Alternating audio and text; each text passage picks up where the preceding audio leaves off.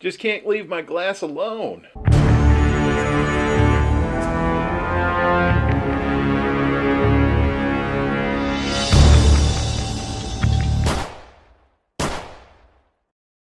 Hi, Pig and Shooter back. So, I have switched out my glass again. So, I don't know if many of you have remember this, but this is the High Point carbine, 9mm carbine, the 995 TS.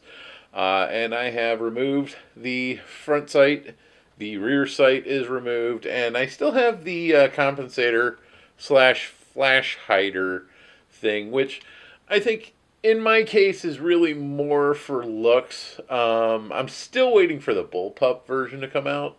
Once that comes out, this whole thing's going to change because I am going to get the bullpup. But as it stands right now, I still have it in the standard tactical stock. This, once again, is not loaded. Oh, goodness. Hard to do this one-handed like that.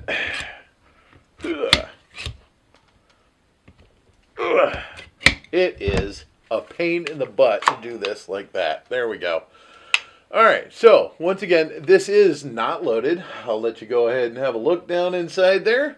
And there is no magazine in this. Completely not loaded. The gun on the table here, not loaded. In fact, not even together, but it will be shortly. So, this is the High Point 995 TS, and once again, it is missing the front sight and the rear sight. What I have done on this is I have taken off the TrueGlow, and if you saw last week's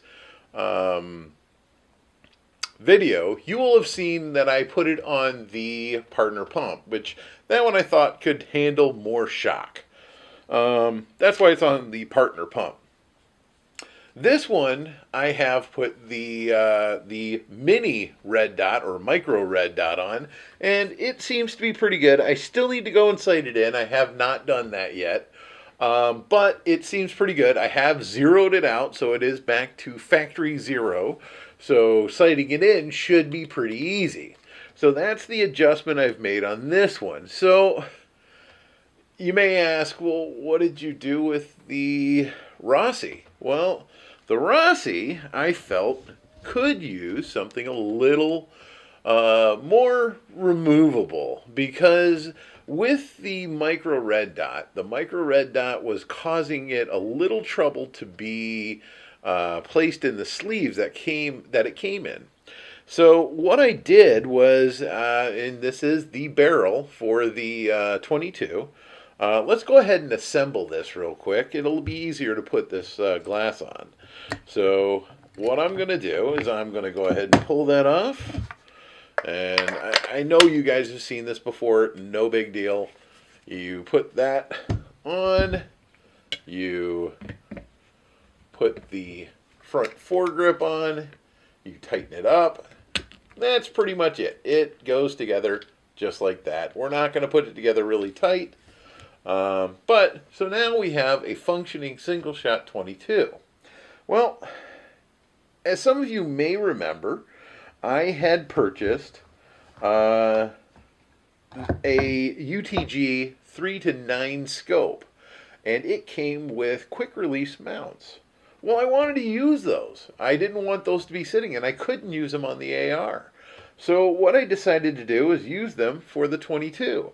So now this actually will go on here, and you may recognize this as the cheap scope that I had purchased from Amazon some time ago, and it fits perfectly on the 22, and it's of the perfect power for the 22.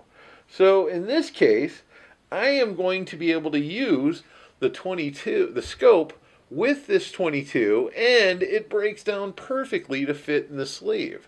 Now, it still has the iron sight, so if I needed to, well, it used to have iron sights. I just popped that sucker right off, didn't I? I'm going to have to figure out what I did and put that back on. So, as you might see, it does have the place for the iron sights. I actually just pulled that off, so I'm going to have to try to put that back on and then resight those as well.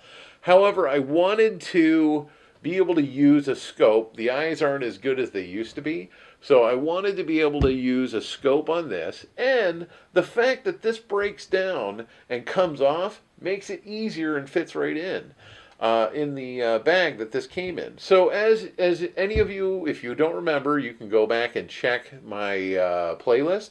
There'll be a playlist for this rifle. And the bag, you'll be able to see all the how it fits in there. But in that bag, there's a space for the shotgun barrel and the 22 barrel and the stock. Well, I have it with some ammo for both barrels, and I wanted to be able to carry this a piece of glass for it as well. Now I had the micro red dot already mounted on the rail, and well, that didn't really work out very well for carrying it in the sleeves. It wouldn't fit in the sleeves. So in this case, what I'm able to do is now I'm able to use the quick release to pop the scope off. That, which because of the mounts, it's still accurate. It fits perfectly lined with these notches, so as long as I line it right back up to where it was, it's still going to have the same aim point, and I can fit this in with the buttstock in its sleeve.